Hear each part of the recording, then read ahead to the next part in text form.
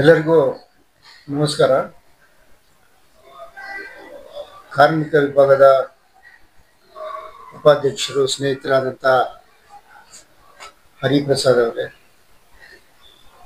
ಮತ್ತು ಮತ್ತೊಬ್ಬ ಸ್ನೇಹಿತರು ಮತ್ತು ನೂತನವಾಗಿ ಆಯ್ಕೆಯಾದಂಥ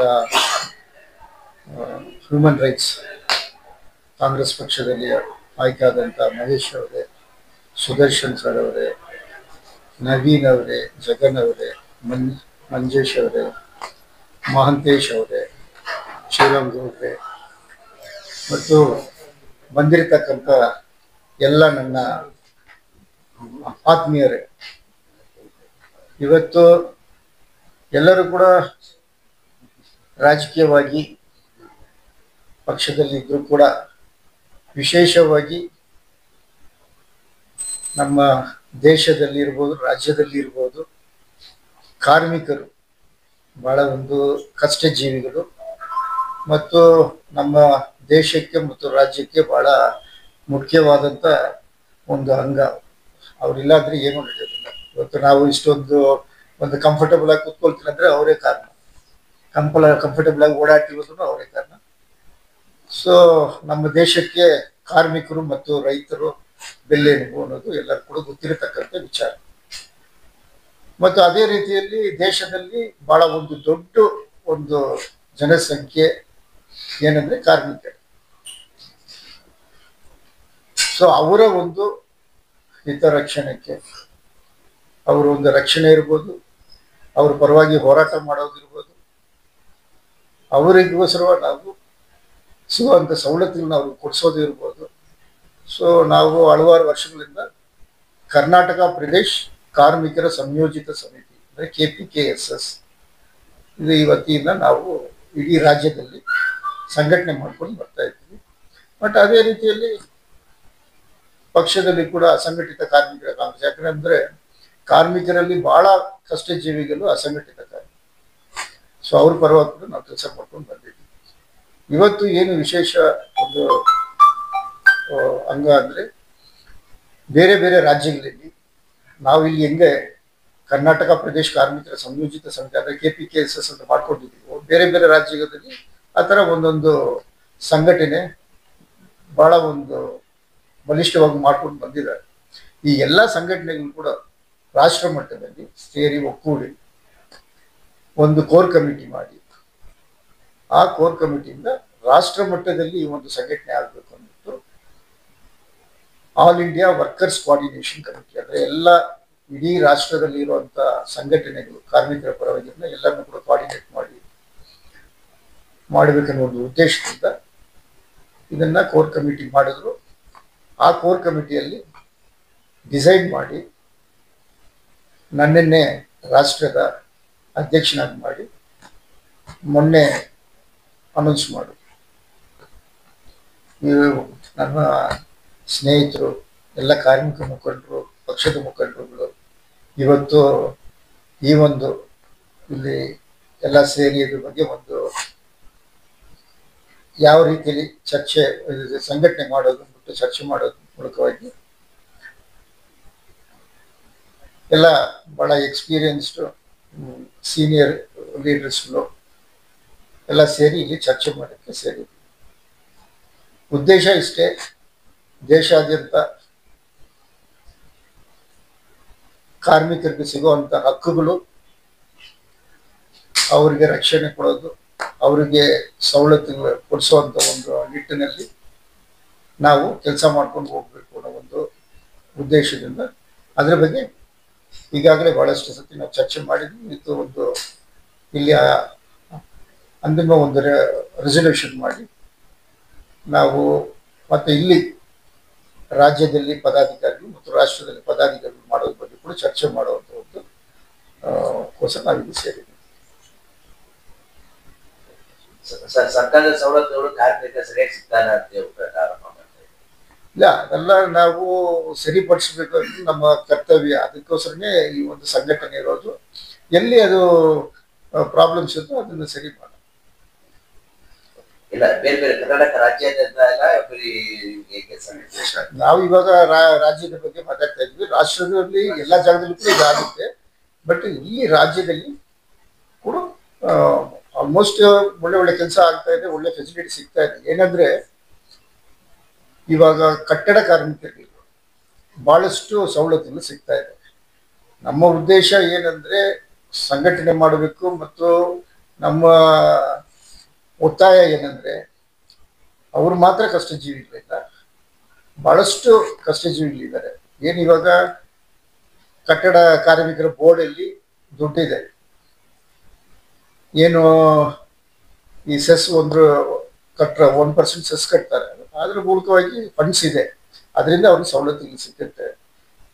ಮತ್ತು ಅದೇ ರೀತಿಯಲ್ಲಿ ನಮ್ಮ ಒಳ್ಳೆ ಇಲ್ಲಿ ನಮ್ಮ ಸಚಿವರು ಇದ್ದಾರೆ, ಅವ್ರು ಕೂಡ ಒಳ್ಳೆ ಕೆಲಸ ಮಾಡ್ತಾ ಇದ್ದಾರೆ. ಬಟ್ ಸರ್ಕಾರ ಏನು ಮಾಡಬೇಕಂದ್ರೆ ಏನಾದರೂ ಒಂದು ರೀತಿಯಲ್ಲಿ ಫಂಡ್ಸ್ ಮಾಡಿ ಬೇರೆ ಕಾರ್ಮಿಕರು ಕೂಡ, ವಿಶೇಷವಾಗಿ ಅಸಂಘಟಿತ ಕಾರ್ಮಿಕರು, ಎಲ್ಲ ಅಸಂಘಟಿತ ಕಾರ್ಮಿಕರು ಕೂಡ ಏನಾದರೂ ನಾನಾ ಒಂದು ರೀತಿಯಲ್ಲಿ ಅವ್ರಿಗೆ ಸವಲತ್ತು ಸಿಗೋ ಥರ ಮಾಡಿದ್ರು. ಎಷ್ಟು ಜನ ಇದ್ದಾರೆ ಸರ್? ಇವಾಗ ಇಲ್ಲಿ ಅವ್ರು ಗುರುತಿಸಿರೋದು ಅಸಂಘಟಿತ ಕಾರ್ಮಿಕರು ಅಂದ್ಬಿಟ್ಟು 144 ಇದು ಐಡೆಂಟಿಫೈ ಮಾಡಿದ್ದಾರೆ. ಇನ್ನು ಐಡೆಂಟಿಫೈ ಮಾಡದೇ ಇರೋದು ಇರುತ್ತೆ. ಬಟ್ ಇನ್ನು ಫಸ್ಟ್ ಆಫ್ ಆಲ್ ಇದು ಮಾಡಬೇಕು, ಸೆನ್ಸಸ್ ಮಾಡಬೇಕು, ಅಂದ್ರೆ ಲೆಕ್ಕ ತಗೋಬೇಕು. ಇನ್ನೂ ಕರೆಕ್ಟ್ ಲೆಕ್ಕನೇ ಇಲ್ಲ. ಇವಾಗ ಅಸಂಘಟಿತ ಕಾರ್ಮಿಕರು ಎಷ್ಟು ಜನ ಅಂದ್ರೆ ಅದು ಕರೆಕ್ಟ್ ಲೆಕ್ಕ ಇಲ್ಲ, ಲೆಕ್ಕ ತಗೋಬೇಕಾಗಿದೆ. ಬಟ್ ಇವಾಗ ತಗೊಳ್ಳೋಕ್ಕೋಸ್ಕರ ನಮ್ಮ ಸಚಿವರು ಕೂಡ ಬಹಳ ಒಳ್ಳೆ ಕೆಲಸ ಮಾಡ್ತಾ ಇದ್ದಾರೆ. ಅದಕ್ಕೆ ಏನ್ ಮಾಡ್ತಾ ಇದ್ದಾರೆ ಅಂದ್ರೆ ಅನ್ಆರ್ಗನೈಸ್ಡ್ ವರ್ಕರ್ಸ್ ಕಾರ್ಡ್ ಅಂತ ಒಂದು ಮಾಡಿದ್ದಾರೆ, ಅದು ಇವಾಗ ಹೊಸದಾಗಿ ಮಾಡಿದ್ದಾರೆ. ಬಹುಶಃ ಎಲ್ಲರೂ ಎನ್ರೋಲ್ ಆದ್ರೆ ಅದರಿಂದ ನಮ್ಗೆ ಲೆಕ್ಕ ಸಿಕ್ಕಕ್ಕೆ ಚಾನ್ಸಸ್. ಕಾರ್ಮಿಕರು ಕೂಡ ಇದ್ದಾರೆ. ಇಲ್ಲ, ಅದೇ ಅವರೆಲ್ಲ ಅಸಂಘಟಿತ ಕಾರ್ಮಿಕರೇ ಬರ್ತಾರೆ. ಇವಾಗ ಯಾವುದು ಆರ್ಗನೈಸ್ಡ್ ಇಲ್ವೋ ಅದೆಲ್ಲ ಅನ್ಆರ್ಗನೈಸ್ಡ್ ಬರುತ್ತೆ. ಸೊ ಇವರೆಲ್ಲ ಅನ್ಆರ್ಗನೈಸ್ಡ್ ಕೂಡ ಇವರಿಗೆ ಒಂದು ಕಾರ್ಡ್ ಮಾಡಿದ್ದಾರೆ, ಅಸಂಘಟಿತ ಕಾರ್ಮಿಕರ ಕಾರ್ಡ್ ಅಂತ ಮಾಡಿದ್ದಾರೆ. ಫಸ್ಟ್ ಇರಲಿಲ್ಲ, ಫಸ್ಟ್ ಬಂದು ಬೇರೆ ಕಟ್ಟಡ ಕಾರ್ಮಿಕರ ಕಾರ್ಡ್ ಇತ್ತು ಅಷ್ಟೇ. ಇವಾಗ ಬಂದು ಅಸಂಘಟಿತ ಕಾರ್ಮಿಕರು ಕೂಡ ಕಾರ್ಡ್ ಮಾಡ್ತಾ ಇದ್ದಾರೆ. ಈ ಕಾರ್ಡಲ್ಲಿ ಎಲ್ಲರೂ ಕೂಡ ಎನ್ರೋಲ್ ಆಗ್ಬೋದು, ಟೈಲರ್ ಎನ್ರೋಲ್ ಆಗ್ಬೋದು, ಒಂದು ಐರನ್ ಮಾಡೋರು ಮಾಡ್ಬೋದು, ಎಲ್ಲರೂ ಕೂಡ ಅವರು ಅದರಲ್ಲಿ ಎನ್ರೋಲ್ ಆಗ್ಬೋದು. ಯಾವುದೇ ಕಾರ್ಮಿಕರಿದ್ರು ಕೂಡ ಅನ್ಆರ್ಗನೈಸ್ಡ್ ಅಂದ್ರೆ ಅಸಂಘಟಿತ ಕಾರ್ಮಿಕರಿದ್ರು ಕೂಡ ಅದರಲ್ಲಿ ಆ ಕಾರ್ಡ್ನ ಪಡ್ಕೋಬಹುದು. ಅದು ಎಲ್ಲರೂ ಪಡ್ಕೊಂಡ್ರೆ ಖಂಡಿತವಾಗ್ಲೂ ಕೂಡ ನಮಗೆ ಆ ಒಂದು ಅಕೌಂಟಬಿಲಿಟಿ ಆಗುತ್ತೆ. ನಮಸ್ಕಾರ, ನಾನು ಕಾಂಗ್ರೆಸ್ ಪಕ್ಷದಿಂದ ಅಸಂಘಟಿತ ಕಾರ್ಮಿಕ ವಿಭಾಗದ ರಾಜ್ಯ ಉಪಾಧ್ಯಕ್ಷನಾಗಿದ್ದೀನಿ. ಹಾಗೂ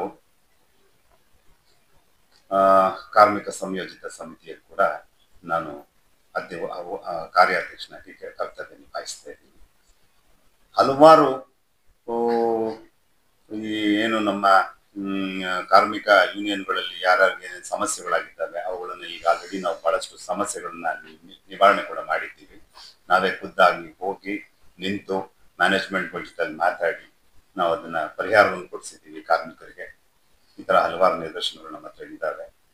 ಜೊತೆಗೆ ಇನ್ನೊಂದೇನಪ್ಪಾ ಅಂತಂದ್ರೆ ಸಂಘಟಿತ ಮತ್ತು ಅಸಂಘಟಿತ. ಸಂಘಟಿತ ವರ್ಗಕ್ಕೆ ಹಲವಾರು ಸವಲತ್ತುಗಳು ಈಗ ಆಲ್ರೆಡಿ ಇದೆ. ಅಸಂಘಟಿತ ವಿಭಾಗಕ್ಕೆ ಸ್ವಲ್ಪ ಕಡಿಮೆನೇ ಇದೆ ಸವಲತ್ತುಗಳು.